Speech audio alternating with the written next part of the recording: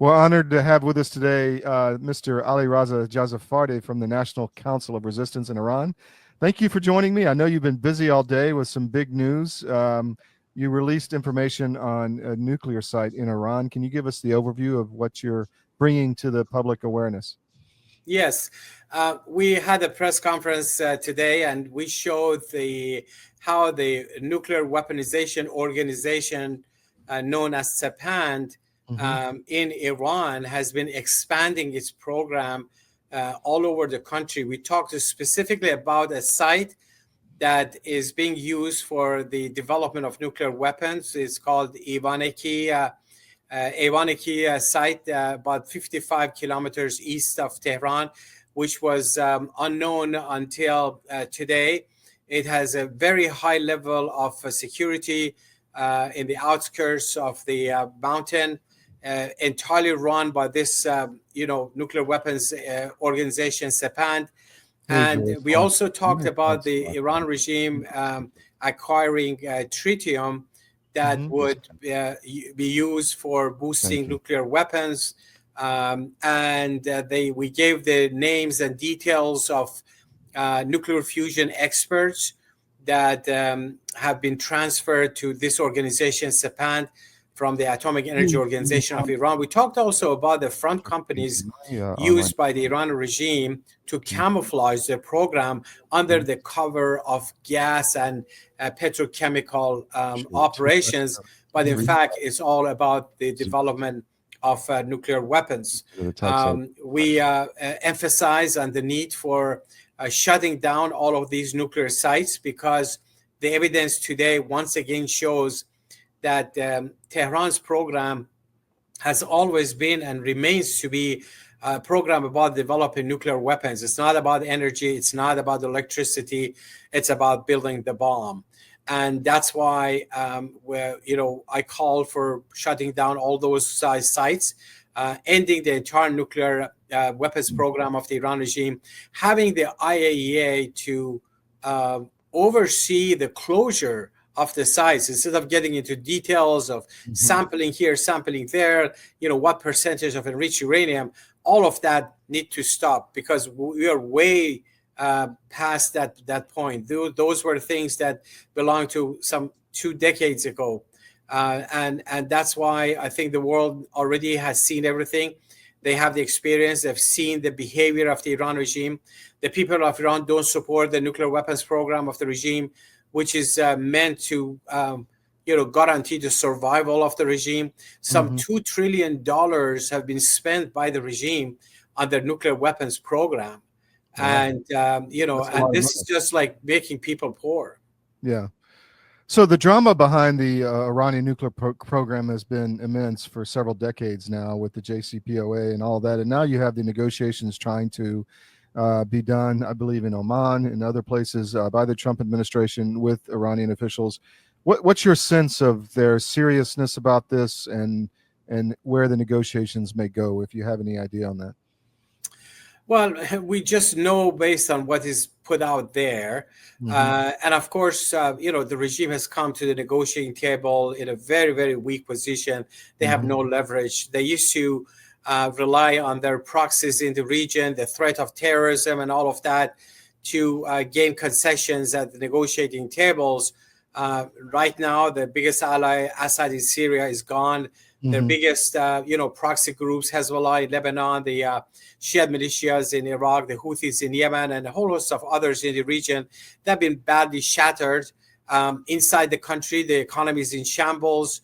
The value of Iranian currency has lost almost half of its value since last year.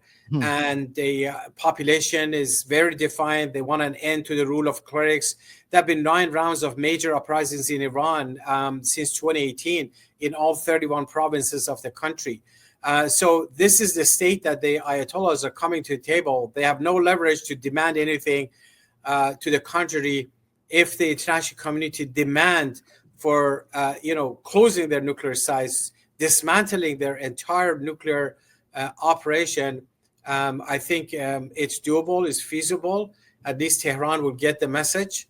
But we also emphasize that given the experience of the past, the only sure way to end the nuclear and terror threat of the Ayatollahs is to end the rule of the clerics. And of course, that's a responsibility of the people of Iran and the organized resistance, those who have been confronting the Revolutionary Guards and wanting an end to the rule of the clerics. You know, I've noticed, I've been watching, there is an awareness, I think, in the Trump administration in the West that the regime falling or being replaced would be the best course of action instead of some kind of conflict. But there's also a lot of different people vying for that positions. You've got some of the Kurdish Iranians, you've got the monarchists, you've got the MEK. How do you see that developing? Because it's getting to the point where people are thinking about what you've been talking about for years. Well, you know, I think the developments over the past few years. This is a special report. Knowing how to invest your money is harder than ever before. Dealing with stock market volatility, record debt, and terrorist attacks requires new thinking. At U.S. Asset Management, we can help you see the world more clearly so that you can move beyond the chaos and invest with confidence. Call us, visit us online, or drop by our office. U.S. Asset Management, helping you make better decisions with your money. Your government doesn't care about you. That's why you need a medical emergency kit. It contains life-saving medications like ivermectin, Z-Pak, and antibiotics. Stock them before they block them. Years have shown, especially what happened in the region, that bringing down a repressive regime, a theocracy that relies on sheer repression and their tools like the Revolutionary Guards and the Basij and terrorism and all of that requires a force on the ground, those who are willing and have the capability to fight back, to confront the Revolutionary Guards. And if that's the gauge, which everything proves in that direction, then that explains why the regime is singularly focused on the MEK because of their network inside Iran. And also the Parliament in Exile, the NCRI with their 10-point platform for the future of Iran. They know exactly what is it that they want. They reject both the dictatorship of the Shah and the current theocracy, because the Shah was a dictator. He had the secret police savak that put people in jail and tortured people. He had a single party rule, very corrupt, and stole a lot of money. That's why people made the revolution and overthrew him. And now they're standing up against the theocracy, against the ruling mullahs. So the future is very clear. It's about freedom. It's about a republic form of government. It's about the sovereignty of the people, the vote of the population, and about focusing on the prosperity of the people rather than putting all the money and resources to fund terror and all that. That's why I think the Congress has been wise in throwing its support behind Mrs. Rajavi, behind her platform, the 10-point platform for the future of Iran. There has been, right now there's a resolution in the House that already has the support of the majority of the members. A similar resolution is in the Senate. A good number of bipartisan members have supported. Some 4,000 parliamentarians around the globe have supported the 10-point plan of Mrs. Rajavi. That's the way to go, because at the end of the day, this is the movement that has people on the ground who are not only exposing their nuclear sites and their terror operations, but are acting as the engine for change. They have what they call resistance units on the ground who are confronting the Revolutionary Guards. That's why the regime is entirely focusing on this one. That's why in every Friday prayer since past 40 years, the mullahs have been chanting death to America, death to Israel, death to the MEK, making it very clear, where their internal enemy is. And that's why I feel very strongly, a lot more hopeful than I've ever been that change is coming, that the people of Iran are determined. The organized resistance has never been so powerful and in a better position than they are today. So what do you see happen? What would you like to happen with the disclosure you had today on this nuclear facility? What do you think the West should do about that?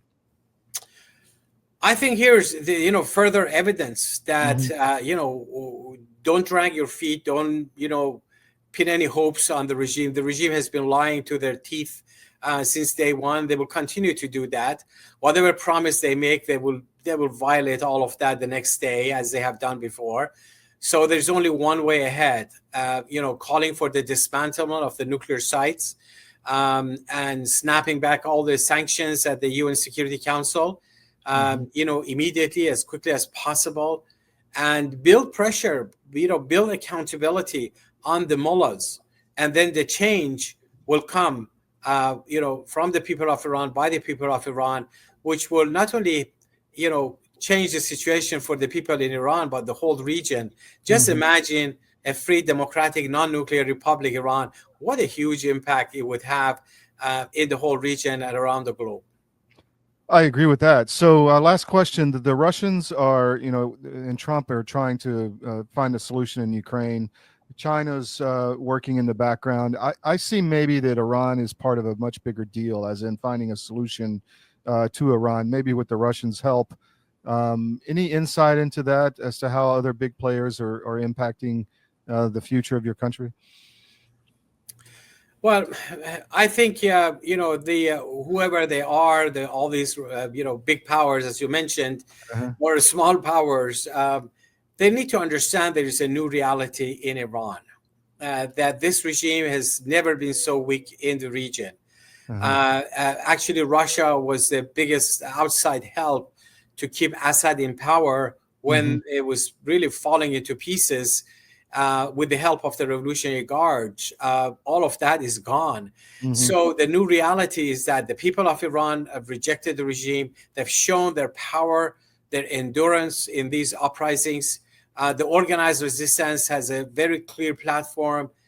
The future belongs to the people of Iran. Nothing good is going to come out of these mullahs. They're getting weaker every day. Now is the time for them, whoever they are, to recognize this new reality of Iran, consider the people of Iran as their true allies, that the future for any nation is much better with the people of Iran than the world's leading state sponsor of terrorism, which is the mullahs ruling Iran.